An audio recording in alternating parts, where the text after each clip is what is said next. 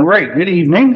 This is the January 3rd, 2024 City of Sunbury Services Committee meeting. Can I get a roll call, please? Mr. Capel? Here. Mayor St. John? Here. Mr. Neff? Here. Mrs. Cooper? Here. Board member? We had a meeting, our last meeting on December 6th, 2023, a year ago. Can I get a motion to approve the minutes? So moved. Moved by Ms. Cooper. Second by Mr. Neff. Roll call. Mrs. Cooper? Yes. Mr. Neff? Yes. Mayor St. John? Yes. Mr. Capel? Yes. 4 yeas. All right. We're going to skip right through the visitor section because there's not a soul in the house right now and go on to new and unfinished business. And we've got a sewer projects recap. All right, thank you, Mr. Chairman. So as I'd indicated to the chairman, what I hope to do tonight is maybe just do a little bit of level setting. I think it's been a while since we've updated you on a few of these items. So that's mostly what we've got on the agenda this evening. But having said that, we spent a lot of time, obviously, at the last meeting, go over the sanitary sewer projects. I have included in your packet a recap that was put together by the CT Consultants team. And so I just was going to pull out a few items here to kind of highlight, summarize what was talked about last week or last month. So that begins on packet page 3. And then I've included in the packet then the updated slides that were presented at the committee meeting. You'll recall we made a couple of minor adjustments to the slides afterwards. So I think I'll point you to a slide or two as well as we kind of work through this. So just by way of recap, just a few items. The 208 planning area, this was an item that Wes had discussed at some level. Again, this just basically outlines the planning area where the city is taking responsibility for providing wastewater treatment services. The map was modified a little bit from what you saw, so that what you see in the packet represents the current 208 planning documents that have been submitted to the Ohio EPA. The other note I would say here is that the Ohio EPA and MORPC are working together to try to identify, clarify the 208 planning areas in Delaware County, just to make sure that there's not any overlap or inconsistency. We have begun to be engaged in that process. We have had at least one meeting with the MORPC and the Ohio EPA folks. It did involve a conversation with the folks over at the Village of Galena. And again, I think we are comfortable that there's no overlap between what their expectations are and what ours are. There will be a few minor adjustments made to the map as a result of the annexations that are pending in front of the city. But Galena seemed to understand that and seemed to be on board with that. So we think the 208 planning process is going smoothly. The Cheshire Road pump station, the only thing I want to note here, just a couple of things. One is just a reminder that we do have a contribution from the developer at the Kittner Crossing site to contribute approximately $400,000 toward the upgrade of this pump station. So a lot of what was discussed at the meeting last month was really how to deploy that $400,000, what the options might look like.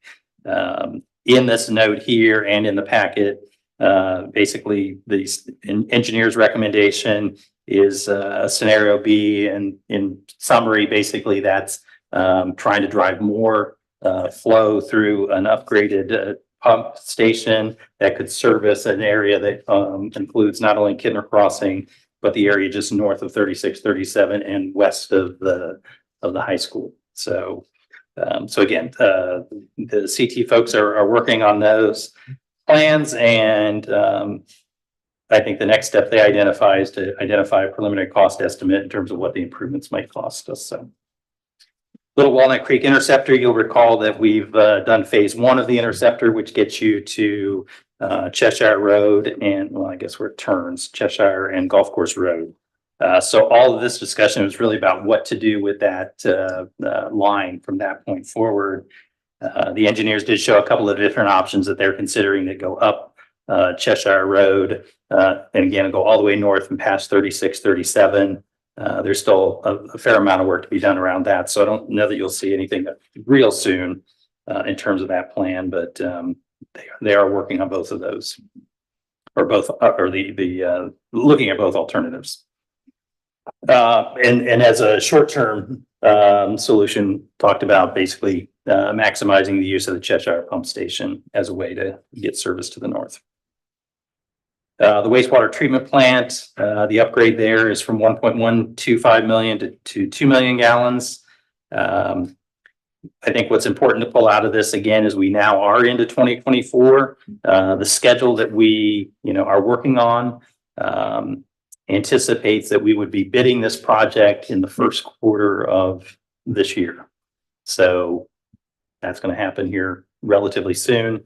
We are waiting to hear back. We are waiting to complete the anti-degradation process with the Ohio EPA. That basically is looking at what we are putting in the stream and how it impacts the quality of the stream. And so we're still waiting on feedback on that, and we're still waiting for approval on some permit applications. So there are pending items that will affect our ability to go out to bid, but we're again charging ahead again with an expectation that we'll be ready to go here in the first quarter. So hopefully a lot in 2024 is happening as it relates to the wastewater treatment plant expansion. I know we've talked about it for a long time. Will begin to see construction on that project this year. The larger schedule basically has it bidding in the first quarter, construction beginning hopefully at the end of the second quarter, if not the beginning of the third quarter, and then completion at the end of next year, 2025. Tertiary filters, we talked a little bit about that, and I want to point you to a couple of slides back here that were in the packet, but I don't think we spent a lot of time talking about that. And we did have an item on the council agenda regarding tertiary filters. So long and short of it is the tertiary filters were not a part of the original design plan that the engineers were working on with respect to the expansion of the plant. After talking to the Ohio EPA about the quality of the effluent that's dumped into the creek, they seemed very concerned about 2 million gallon per day plant without having tertiary filters. So we've asked the CT Consultants folks to begin to build that into the design itself. So what the tertiary filters will do will improve, like I said, in large part, the quality of the effluent that is released into the stream through a process, a mechanical process, I guess. I don't know if I'm saying the right term or not, but not a chemical process. Right now, the plant is the original design relied heavily on the use of chemicals to get to the levels of concentration that we needed to dump into the plant or into the stream. This one will actually use the filtering process to help filter out some of those. Is this tertiary filter in lieu of the chemicals or in addition to the chemicals? Well, there'll still be I mean, I know need there's for still chemical chemicals, use. but is it still heavily chemical? No. Okay. So no, it's now much more dependent upon the filtering process. So I hadn't thought to ask this the last couple times we talked about this, but what's the life of these filters? Like, is it something that parts of it have to be replaced on a regular basis? Is there a big investment in them beyond the initial construction? I couldn't tell you exact years, but the part of the advantage of those filters is they self-wash. They have a backwash system where the water flows through and washes them out. So they tend to have a longer life span. yeah, but I will reach out to Dan Barr to get maybe clarification on what his expectations might be. And then the final piece, we had spent a little bit of time talking about East Side development and the preliminary planning that's underway with respect to the proposed annexations and how to serve those. I think the long and short of it is, in order to serve that area, will require a pump station because you're now going, under Big Walnut Creek. So you go under and then up. And so there will be a requirement for a pump station and a force main to basically get the wastewater back to the treatment plant. But also, we talked a little bit about the opportunity to maybe find a way to reuse some of that water for other purposes. And so the kind of the final point that was discussed was what additional improvements would be needed at the plant in order to be able to do that. That would require some additional investment. It's not in the estimated $20 million cost associated with upgrading the plant from 1.1 million to 2 million gallons per day. It would involve some additional improvements to the Lowhead Dam. we have to do an analysis to determine how much water can be pulled out of the creek safely, how to treat that water and how to get it out and back. So there's still a lot of work to be done on that, but again, we've asked them to begin, the ACT consultants to begin to look at that, and they are exploring options. So those, again, just wanted to highlight some of the items that were talked about last month. And then, as I said, just one other thing before I stop on this point. If you go to packet page 23, that is the part of the presentation that referenced the tertiary filters. It might be a little bit hard to see on this map, but on the far right-hand side, you see what essentially is a rectangle area with a line down the middle of it. That is the early thinking in terms of the location of the tertiary filters. That is part of the 5 acres that was purchased from the school district last year. So that's very helpful. So one, that's the location. Just wanted to share that. And then two, if you turn to then packet page 26, that's where it talks a little bit more about the benefits of the tertiary filter. So they're added to achieve lower concentration levels with more confidence to help meet the Ohio EPA concerns. That's one of the primary reasons to do it. By reducing these you're focused primarily on reducing the concentration levels for total suspended solids, biochemical oxygen demand, ammonia, and total phosphorus. Phosphorus is one of the elements that's in our system that's very difficult to get much lower than we currently have now. I can't remember exactly what the standard is, but it would take a lot of chemicals in order to maintain that level of phosphorus in the effluent. And keep in mind, we're doubling the amount of effluent we're putting into the creek. So again, that would be very heavily dependent on chemicals to help make that happen. Tertiary filters, again, substantially reduces the dependency on chemicals to help make that happen. The treatment process will create greater reliability in the treatment process as well. And the point here is basically, these nutrients that are in the effluent can ebb and flow based upon what is flowing into the system on any given day. Again, the tertiary filters gives you some more reliability in terms of consistency and what's put out. We think it will help speed up the regulatory review process. Again, the Ohio EPA is asking us to look very seriously at it. And it gives potential then for effluent reuse based on future growth in the area east of Sunbury. And by that, basically what it is because it's improving the water quality. That's what would be necessary in order to be able to reuse the effluent. It's not all of what would be required to do that, but it helps get us to where we would need to be. One more question. With the filters, is the projected design that we have right now carry us through to the 4.0 million gallon mark and beyond? Or is this something that'll need to be upgraded again later? So his 1, 2, 3, 4, 5, the fifth bullet point on that page 26, tertiary filter treatment will be designed and constructed based on the average daily flow of 4 million gallons. So that's, Okay. Yeah, even though again, the peak flow of 12 million, that's basically when there's, Right. a big heavy storm and something happens and you're putting a lot of flow through the system on that particular day. So they're going to design it for that. I think my recollection, and I'll confirm this with Dan Barr, is that while they'll design it for that, I think they're only going to install maybe one filter. Oh, okay. But it'll have the capacity to add that second filter, get you to the 4 million. So the first filter doesn't get you all the way there, but I'll confirm that with Dan. With Dan. So yeah. I mean, I guess I'll leave it at that. And any questions or comments? There is a picture of the tertiary filter system on page 27. It's a drum type system. It will spin. Basically, you've got a filtering system that separates the solids from the liquids. And as Dan indicated, it does have a self-cleaning component to it as well. So.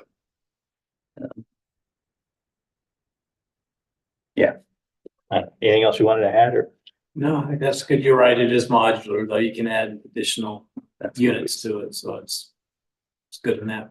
I remember Dan saying, I believe was, we were gonna install two with the, at least the way it's spec'd out here is the ability to add the third. Yeah, that might One be. on the top side. Yeah, like I said, I'll confirm with him what's actually in phase one. Two. I had some questions, just about the task order that's up Mhm. for approval in council. Mhm. Under the agreement summary, this is in page 79 in the council packet. There's two numbers at the top that I believe we've already approved. 325,000, that's for the facilities plan update. And the net change for prior amendments, amendment number 1, which is where I think we pulled all phases up. Phases 0, 1, and 2 into a single project. And what you're asking for this time is the approval of $321,300 to design the tertiary filters. Is that correct? That is correct. Yep. And do we have estimated cost on the tertiary filters, the total, including estimated construction? I think it's 5 million. We've got that on packet page 25 of the services packet. Let me just see. I know I saw it. That's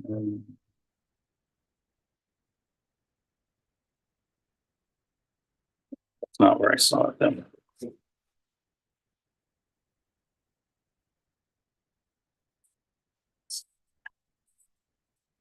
You're pulling that up there, Daryl. I want to say first, thanks for summarizing this, by you and CT and Dan and Wes and Dan. My questions around the dollars have to do with, do we have competition in the process versus what I think is very nice. We have CT, I mean, virtually on staff. It's great from a consistency and continuity perspective, to be able to just say, hey, whip up a $5 million project. But we're also eliminating the competition aspect of that. Like, in other words, going out to bid on the engineering services. Mhm. I also will say two things on this particular project. One, I wholeheartedly believe tertiary filters is the way to go. The EPA is basically saying, like, listen, it's going to be really difficult for you to do this. Dale Wampler is saying it's going to be very difficult to treat without these. We're going to have to get new certifications, additional chemicals. There's all type of additional expense and risk that we're going to have to deal with. So I'm totally on board with going this route for multiple reasons. Also, it sets up like the possibility to do effluent processing, which is more or less creating a new utility, of creating non-potable water, non-drinkable water that industrial users can use, and then we sell it back to them. And the way that whole formula works, it's not, the whole burden of that expense doesn't fall on the city. It may initially fall on the city, but the way it's calculated, like how we actually would charge for that, is you take what your investment is in that infrastructure, and then you divide it. I mean, I'm doing a very high level summary here. You divide it by the amount of water that you're going to process. And as your assets are depreciating, the users are the ones paying that off. Is that a fair way to explain it? I mean, it's the way our wastewater treatment plant goes. Like, we invest up front, but every sewer tap fee, inflation, as we increase rates, are paying off the debt for us. So we hold the debt, but it's not like we're taking on some liability that is going to sink the city or something like that. Actually, what it's doing is it's adding additional capability for us and giving us the ability to grow our economy. But Yeah. I'm not trying to railroad this. I know how this came up.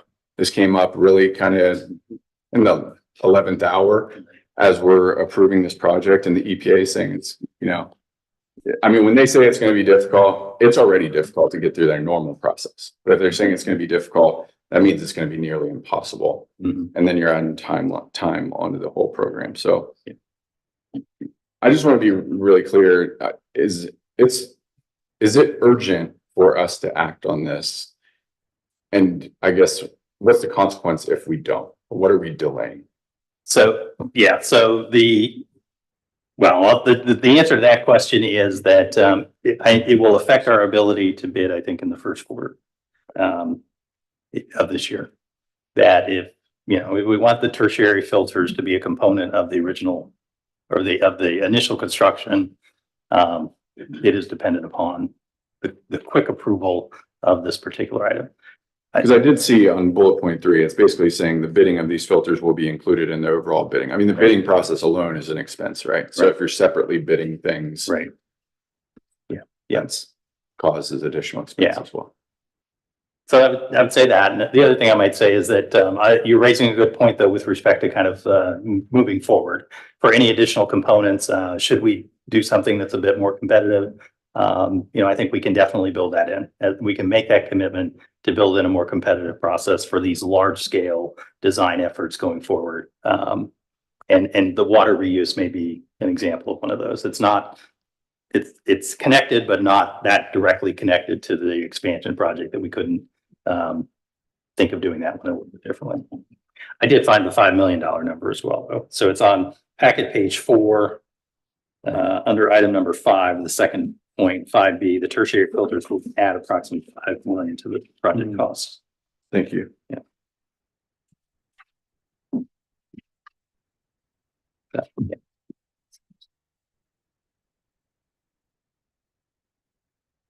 All right. Are we ready to move on then to municipal building renovations, the project updates?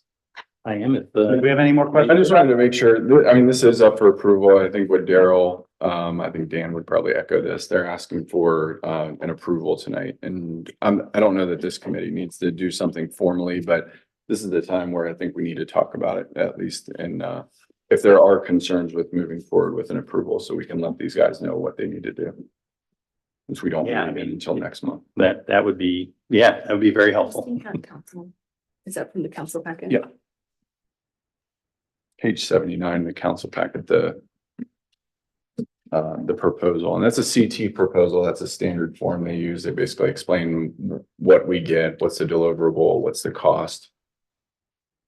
The numbers part is where I got a little bit Mhm. confused because it's not an additional 1.3. We're talking about an additional 300,000 for the tertiary filter design. Yeah, it's as the mayor indicated, I mean, it's similar to it's the same format that CT had used when we did the first amendment. And the first amendment was, as the mayor indicated, we pulled all of the proposed improvements for the wastewater treatment plant that were originally anticipated to be over multiple steps. We pulled them into one and accelerated that. So that was amendment number 1 to the design contract. This would be amendment number 2. So, and what you see then is the total cost of the design services in the task order amendment. Are there any concerns or other than maybe what I've shared?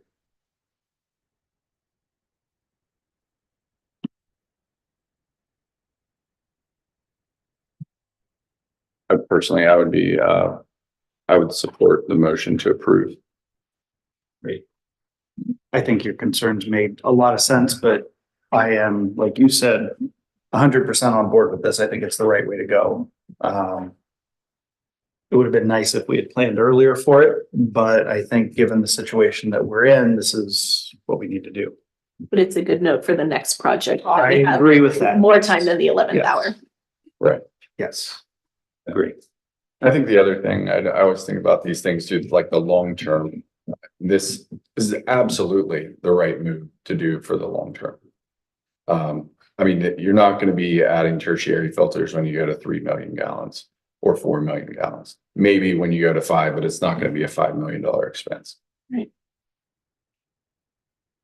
No.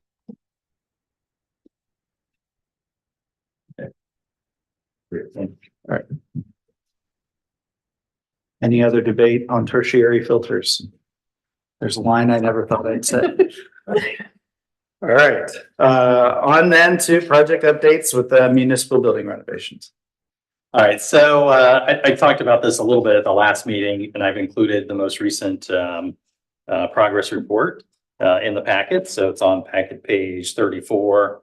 But before I jump into this, I did want to talk a little bit about just a little bit more with the committee about the role of DLZ in this process and kind of how they support the city and kind of how the design process unfolded. Because I do actually think that it will probably be a model when we move to the wastewater treatment plant improvements. So it's just to kind of back up a step. We'll remember we engaged MS Consultants to be our architect in this process, and we worked with them to design it.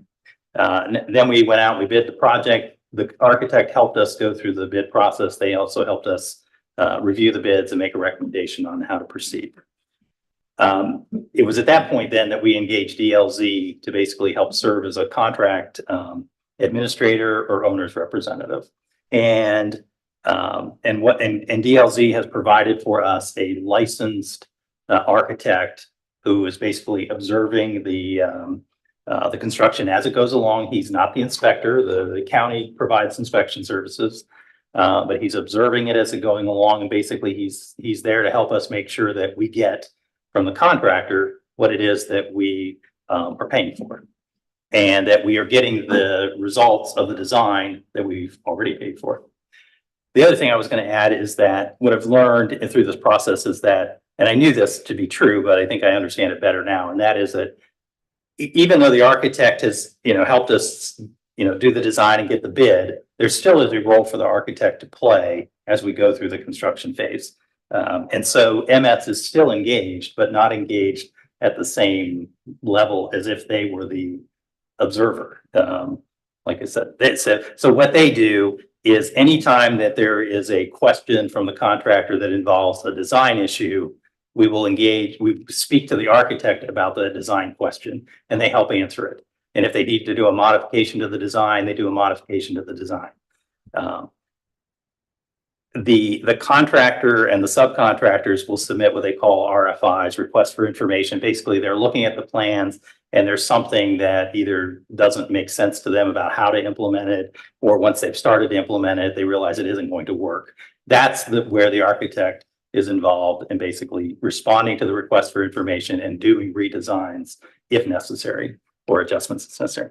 The owner's representative, DLZ in this particular case, they're also looking at the RFIs for us, and they will advise me if they, feel like there's something that the architects are missing or the contractor may have missed. And that's also the reason why they're out in the field taking pictures, following the progress along, because they're making sure, again, that it's happening consistent with the design, it's happening consistent with the responses that the architect's providing during the RFI process.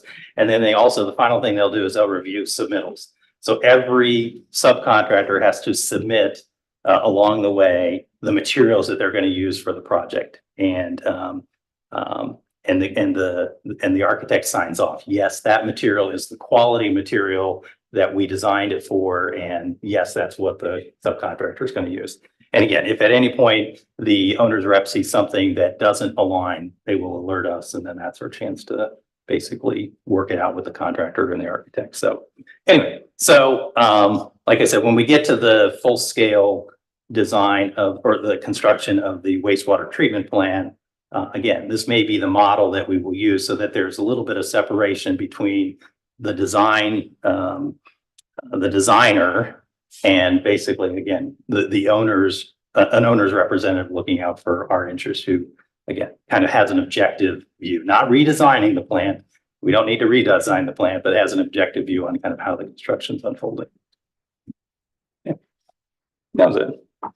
Just to give you a sense of what they're doing for us in more detail. And how's it going overall? Are we still on track?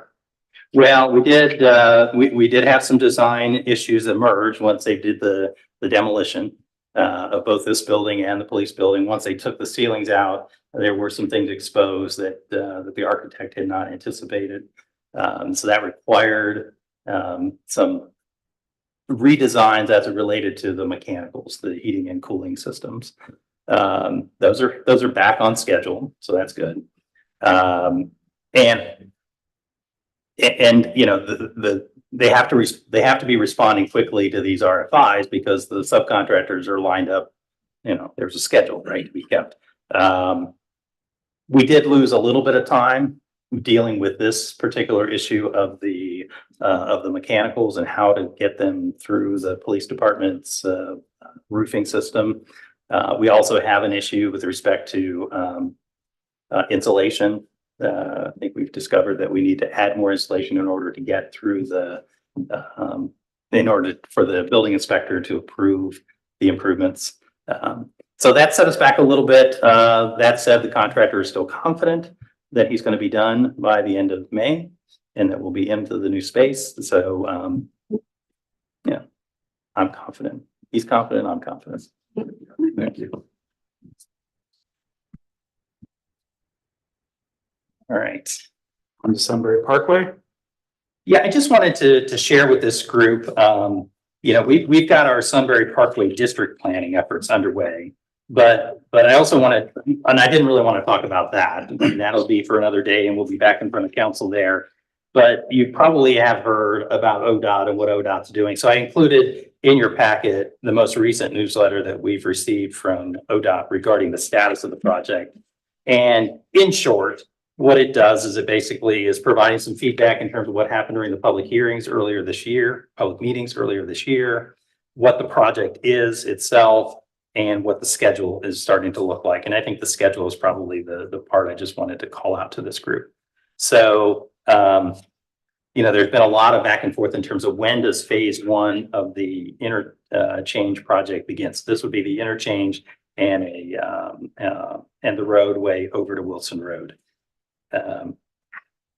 The project will begin in the first quarter. So construction, at least right now, what they're saying, construction on the interchange and this stub over to Wilson Road, and then there's also a connection up to 3637.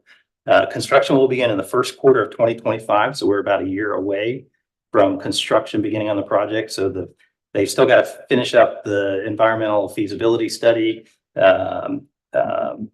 with the U.S. Department of Transportation, and then they still need to bid the project. But again, anticipated construction begins the first quarter of 2025 with the completion of the interchange and those two segments that I was talking about in the fourth quarter of 2026. So it really, I mean, you know, we're about a year away. I know it's probably felt like it was forever and a day, and you know, this schedule may slip still, but that's where we are today. So stay tuned.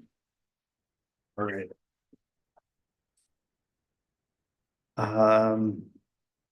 Safety study and other planning for the thoroughfare and traffic control.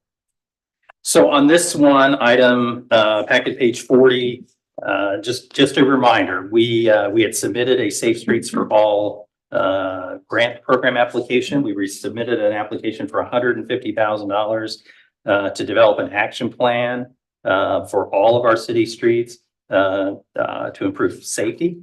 And we were funded $120,000. We were awarded to $120,000 in federal funds toward the $150,000 project. We have to commit at least $24,000 in order to meet the city's match. So that brings us to $144,000. We could scale the project back a few thousand if we wanted to, or we can kick in the additional $6,000 to finish the project. So at this point, again, we've been awarded the funds. We don't have the signed contract in place. I haven't seen the contract yet from them. I mean, this is good news. I mean, I think really we've heard back from a lot of residents about, congestion, safety, roadways, delays, whatever. I mean, just a lot of issues regarding our city roadways. So, this is, again, a great project that will help us get there. At least develop a plan, identify some action items, and then we'll have to, decide the plan for getting those action items implemented. What I didn't see in here, and I forgot to ask Bob Keeterly, is the timeline. So I need to confirm that. I will confirm that and get that back to you. Again, I haven't seen the contract, but I don't know if we have a year to complete this study or if it's just what the amount of time will be. So What's our next step then? So I think the next step is, again, I'll receive a contract documents from, I think it's the Federal Highway Administration. We'll run those through our legal counsel, assuming they're fine. We'll execute the agreement and get started.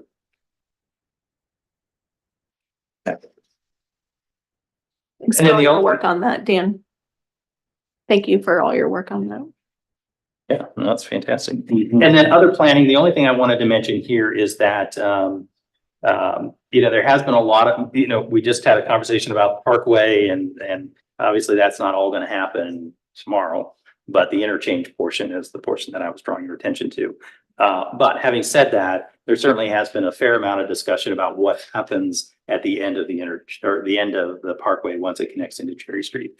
So I really think as a priority this year, we will start to sort through this city's existing thoroughfare plan and then find a way to, well, one, hopefully settle on a recommended strategy. And then we need to update our comprehensive plan to reflect that, or we need to do something in a public way to reflect what we want that updated thoroughfare plan to look like. So I just note that there's been some discussion about that. We will be back in front of this group at some point to figure out how to document in a more public way what the strategy will be. So.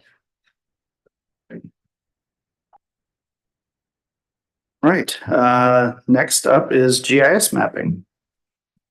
We've got a whole packet on this. Right. So, I guess that's me. Yep, go for it. This in the packet looks more extensive than it really is.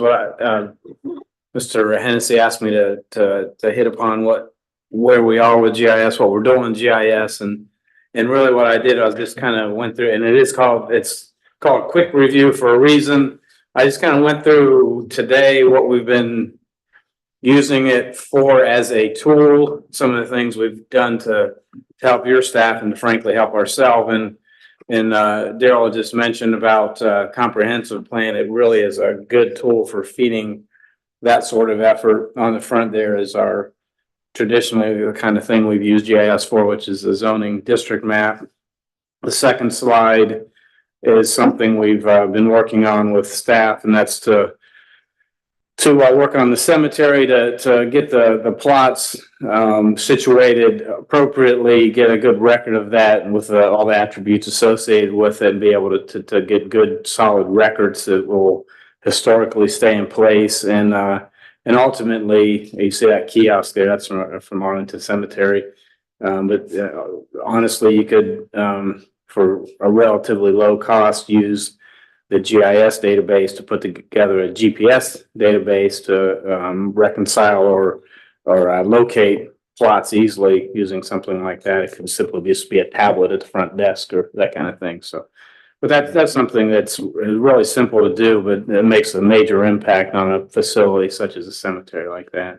Yeah, I just add, I mean, the cemetery tracking is a paper process at the moment, and it lags substantially, in terms of what is really happening at the cemetery. So this will be a nice improvement to the way we run the cemetery at the moment. And that picture there is very rudimentary. What's behind all that information is pretty intense. There's a lot of detail in there in the GIS. And what I think would be kind of cool at some point in time in the next several months is to really throw the GIS up on the screen and spend maybe a half hour just showing you some real work on how this operates and what can really be done with it.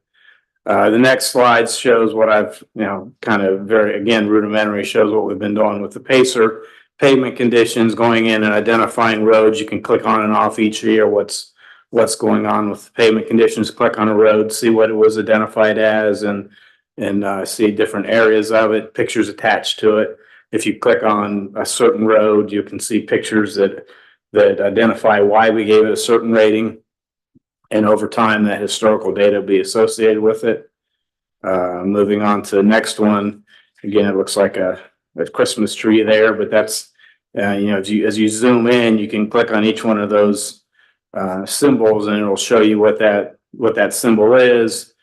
Some of this data is more accurate than others, and that's part of what we'll over time refine. But the sanitary storm and over time other utility data will be entered, refined, and will have attributes associated with it, such as what material it's made of, what its northings, eastings, and elevations are, what its conditions are, what its asset management data is for value and depreciation and those sorts of things. And it'll help your service staff with knowing when it needs maintained, and it'll feed the capital improvement program budgeting over time as well. Yeah, so as a reminder, we had the intern this summer, or the summer intern, basically did some field testing, and that was how we first used the system. I will say I've had a conversation with current service director. He is already thinking about and beginning to assess the condition of some of these catch basins. I think that's one of the things he wants to add next to the system, so be great. And the next slide, land use data, it's really pretty powerful as far as going in and looking at the densities. Certain subdivisions, they're pretty intense. You've got vacant lands, golf course lands, mixed use, really get a good idea of what, if you want to go in and look at certain areas and what the land uses are, you can get a good idea using this type of GIS database systems. And put as much information or as little information as you want in there and track it with a different layering. And then going on into tracking changes in incorporated area, i.e. annexations or any other type of land acquisitions that occur within the community. These is kind of things that we're keeping information on. Land inventory of let's say development density. So we've got there what's the development density on these properties. So you can zoom on different areas and it'll calculate it for you. You can do here which areas are what's the density in this, just circle an area and it'll tell you what these parcels densities are. So it allows us to do that.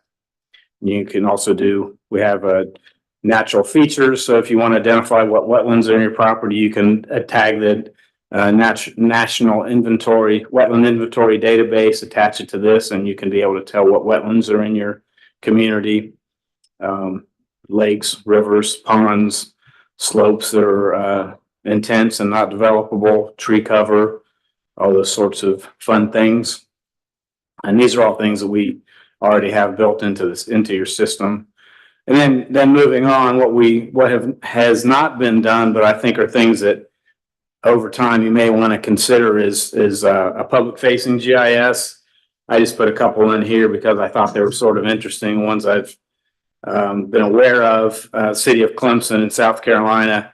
I picked this one because one of the things about GIS is its ability to make your government, your community transparent, and Clemson just puts it right there. Government transparency is what they call it, and they specifically provide any information you may want there on your GIS. You click on certain things, they'll take you through their documents, and they'll do it digitally through their geographic information system.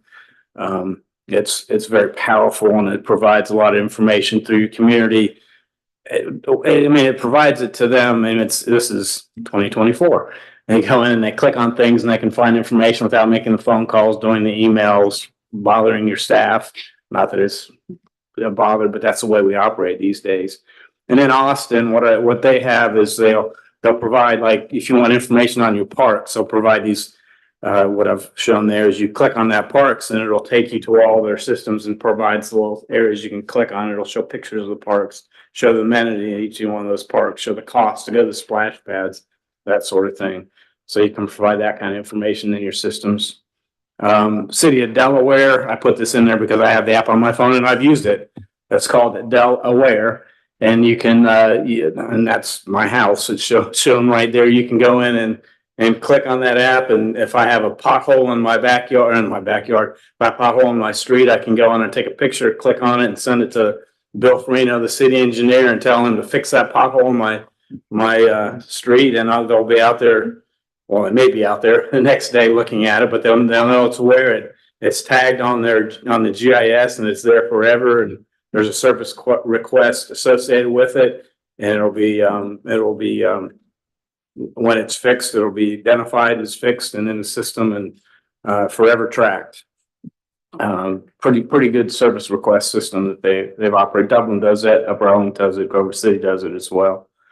Storyboards, again, I'm being a little selfish here in some of the stuff I've been involved with, but what was really cool with this was during COVID. It was a pretty intense time.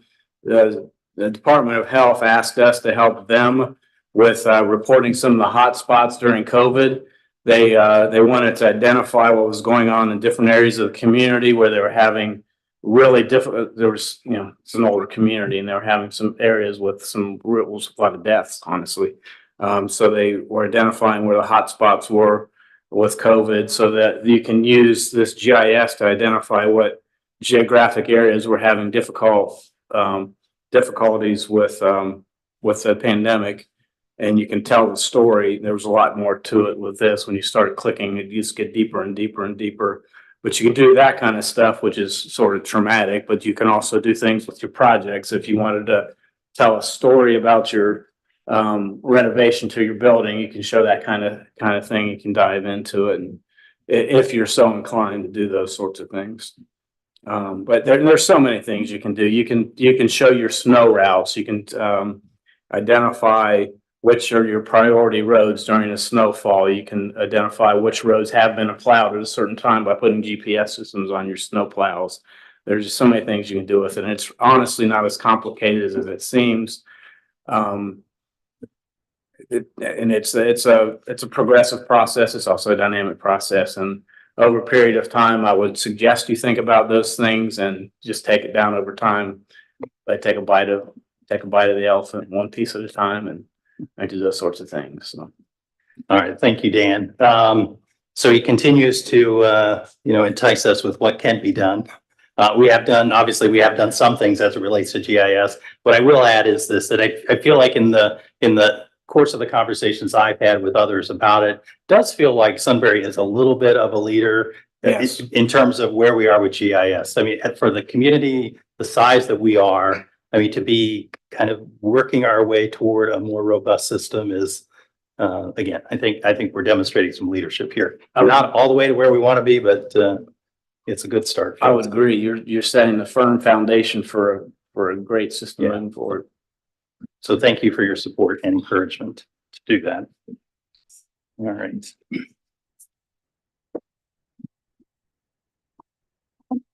Right. Every time we talk about GIS, by the way, you bring up a couple more that I hadn't ever seen before, hadn't ever thought of, that I'm impressed by. So thank you for that. Snow and ice management. Hate that we have to talk about it, but No. We know we should be talking about it, right? well, I mean, And who knows, we might get our most sizable snow here within the next week or so. So what I did want to share with the group, I will get this out to the members as well. So I've asked the service team and the service superintendent to put together, or not superintendent, supervisor, to put together a standard operating procedure for our snow and ice management. I know we've had some practices in the past in terms of the way we've dealt with snow and ice. As we've talked about it, there's been a fair amount of transition in our services team. So we're trying to capture what it is we know about past practices and identify areas where there needs to be some improvement. On that point, what I would say is that, it deals with kind of the preparation, it deals with the communication, how we're working with ODOT in terms of when we deploy and how many employees we're deploying, to kind of fight these snowstorms. We have identified priority streets as a temporary, if the snowstorm is significant and we can't stay ahead of it, what would be the priority streets that would be done first, what would be done second, that type of thing. We have built into this, we have identified the public sidewalks, which ones will be addressed, when they are addressed for any particular snowfall. We've also identified a plan that if it's a significant snowfall, how to split the team so that there's a 24-hour operation as opposed to kind of everybody in for 12 hours and then off for some period of time and then back. So I feel like, again, it's not perfect, but it's an improvement over where we are, where we've been. And so, like I said, I will share it with the group. There are just a few more edits I think we want to make before we start making it too much more public than that. Yeah. So anyway. so did we, all of that sounds perfectly reasonable and like a great idea. We didn't have an SOP before. So what governed our approach to snow removal? Well, I would say that the service team did have, they had a plan. They had a way. It wasn't a documented plan in terms of kind of what they were doing. So I do think that, this plan reflects a lot of what they were doing. Okay. But it also digs a little bit deeper into some areas and helps prioritize things that maybe we hadn't articulated before. So that's what that's about. Gives us another thing to use the GIS mapping tool on. Yeah, absolutely. Well, and related to that, I think we are trying to work through the system. We do want to, I don't know that we get there all the way this year, but we are trying to identify kind of and track the trucks during a snowstorm. So one, we can gather information about how long it takes, you know, to work any particular route, but also to then communicate to the public, where have the trucks been? So the service supervisor is working on trying to get that fully functioning. So, Do we have a plan yet for the new neighborhoods coming in that we don't have ownership of the roads yet? yeah, I mean, that's a great point. This does not speak to those streets yet. I think as I'd indicated at the last meeting, I have talked to both developers. I don't really anticipate that they get turned over because they are currently turned over to the city, accepted by the city. I mean, maybe they do before the end of the snow season, but I'm not anticipating that happens. And the reason for that is that late last year, calendar year, we had done a walkthrough of the communities, identified improvement or identified issues that needed to be improved in those public improvements in those neighborhoods, given that list to the developer. And I think they've got 6 months to make those improvements. And because of the season, maybe all of the concrete improvements or asphalt improvements don't get made because of just the weather itself. So, but that's a good point. I mean, we do need to anticipate that going forward. I mean, are the roads gonna get cleared off back there is the big question. Yeah, again, that is the responsibility of the developer. I've talked to both developers about that and confirmed with them that they understand that. All right. Do we have any other updates for this evening? Mr. Hennessy? No. Do we have anything for good of the group? Any questions? All right, I'll make a motion to adjourn. Second. Second by Mr. Neff. Roll call. Mr. Capel? Yes. Mr. Neff? Yes. Mrs. Cooper? Yes. Mayor St. John?